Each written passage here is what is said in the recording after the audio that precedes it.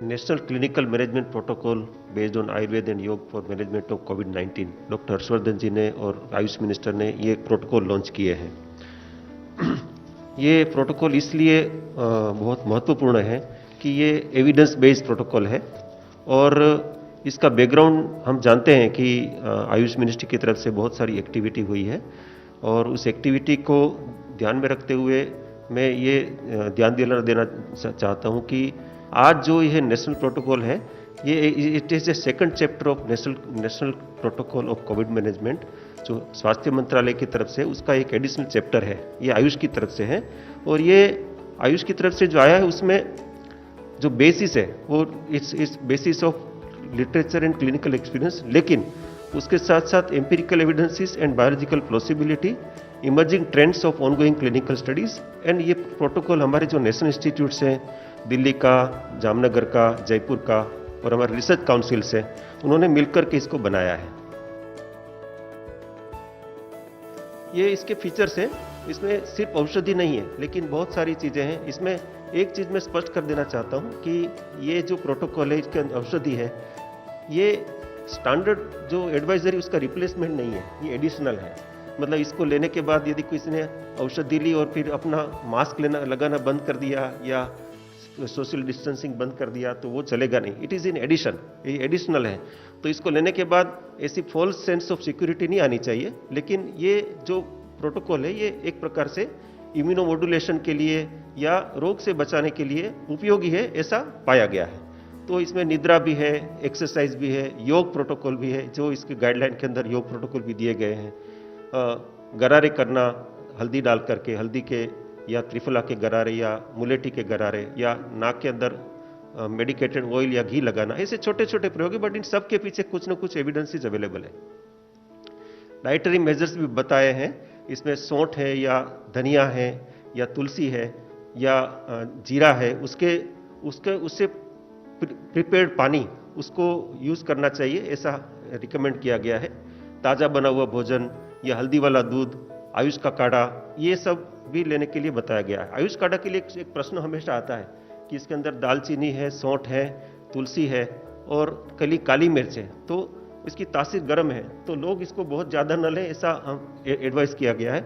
और यदि लेना हो और किसी को लगे कि मेरे को इसमें थोड़ा गर्मी लग रही है तो गुड़ डाल सकते हैं, मिश्री डाल सकते हैं या मुनक्का भी डाल सकते हैं। ये अपनी ट्रेडिशनल विजडम है, इसको हम लगातार प्रयोग कर सकते हैं। अभी ये जो औषधि के जो रिकमेंडेशन है, इसमें प्रोफाइलेक्टिक केयर के लिए अश्वगंधा, हम सब अश्वगंधा का नाम सुना होगा, या गिलोय की घनवटी संशमनी वटी करके भी मिलती है, और ये टीनोस्पोरा कोर्डिफोलिया इंडियन फार्माकोपिया के अनुसार उसका पाउडर, दोनों में से किसी का भी पाउडर ले सकते हैं या टेबलेट ले सकते हैं। टेबलेट लेना हो तो उसकी रिकमेंडेड डोज है और ये पाउडर लेना तो उसके भी रिकमेंडेड डोजेज है।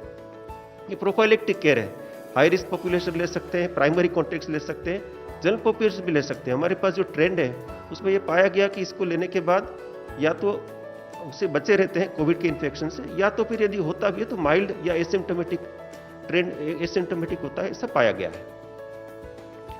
एसिम्टोमेटिक कोविड-19 पॉजिटिव के लिए ये रिकमेंडेशन है गुडुचि घनवटी, अगेन गुडुचि हम जिसको गिलोय बोलते हैं, संशमनी वटी या गुडुचि पिपली, इसको या आयुष 64 ये हमारी रिसर्च काउंसिल ने पहले इसको डेवलप किया था मलेरिया के लिए 80s में, उसको हमने रिपर्पज करके इसको रिकमेंड कर रहे हैं। इसके डोजेस भी बताई है। माइल्ड कोविड पॉजिटिव हो तो उनके लिए सिम्टम मैनेजमेंट के लिए या फीवर के लिए इस तरीके की क्लिनिकल प्रेजेंटेशन हो तो जिसमें ब्रीथलेसनेस न हो, हाइपोक्सिया न हो, ऑक्सीमीटर में 95% से 96% से ज़्यादा उनका ऑक्सीजन होना चाहिए, SpO2, तो गुडुचि पिपली और आयुष 64 हम रिकमेंड कर रहे हैं, उसके डोजेस भी रिकमेंड किए हैं। इसमें मैं थोड़ा सा जानकारी देना चाहूँगा कि इन वैज्ञानिकों ने किस आधार पर इसको रिकमेंड किया। तो जैसे अश्वगंधा है, तो अश्वगंधा पर इसके इन सिलिको स्टडी ऐसे 5 हैं, एक्सपेरिमेंटल एविडेंस जिसको प्री क्लिनिकल स्टडीज बोलते हैं, ऐसे 254 स्टडीज है। क्लिनिकल स्टडीज अश्वगंधा के 30 से ज़्यादा है और सेफ्टी स्टडीज भी इसके बहुत सारे हैं। और मिनिस्ट्री ऑलरेडी इसके 4 स्टडीज CSIR के साथ मिलकर के कर रहे हैं एंड इसका सैंपल साइज काफ़ी बड़ा है प्रोफाइलेक्टिक केयर के लिए। इसके ट्रेंड्स जो है वो पॉजिटिव मिले हैं। गिलोय जो है गुडुची, उसके लिए इन सिलिको स्टडीज इतने सारे 5 हैं। इसके ऊपर 232 प्री क्लिनिकल स्टडीज उपलब्ध है, इसके पब्लिकेशंस अवेलेबल है। इसके इम्यूनोमोडुलेटर, एंटी इन्फ्लेमेटरी, एंटीवायरल, इस प्रकार के जो क्लिनिकल स्टडीज है 38 से ज़्यादा क्लिनिकल स्टडीज भी उसके उपलब्ध है। सेफ्टी स्टडीज भी उसके उपलब्ध है। मिनिस्ट्री ने भी ऐसे 7 स्टडीज 1,33,000 पॉपुलेशन पर शुरू किए हैं। उसके ट्रेंड्स बहुत मिले अच्छे, और ये ध्यान में आया कि गुडुची, अश्वगंधा या गुडुची या पिपली और आयुष 64 किसी एलोपैथिक मेडिसिन का साथ कोई इंटरेक्शन नहीं है, ये विशेष रूप से ध्यान में आया है। पिपली के ऊपर और भी बड़े स्टडीज हैं, 2 इन सिलिको स्टडीज हैं, सेफ्टी स्टडीज 3 है, और इसके ऊपर 705 प्री क्लिनिकल स्टडीज है और 534 क्लिनिकल स्टडीज है। आयुष 64 के भी इसी प्रकार के एविडेंसेस से सबसे ज्यादा सेफ्टी के ऊपर भी उसके ऊपर काम हुआ है, और Ayush 64 is also one of the important study. हम आयुष मिनिस्ट्री की तरफ से 6 क्लिनिकल स्टडी अक्रॉस इंडिया चला रहे हैं। अभी एक स्टडी, और ये सब स्टडी लगभग पूरे हुए हैं, तो हमारे पास उसके बहुत फर्म ट्रेंड हमारे पास है। इसको हम पब्लिकेशन के लेवल पर भी ले जाएंगे, लेकिन ट्रेंड्स बहुत पॉजिटिव है।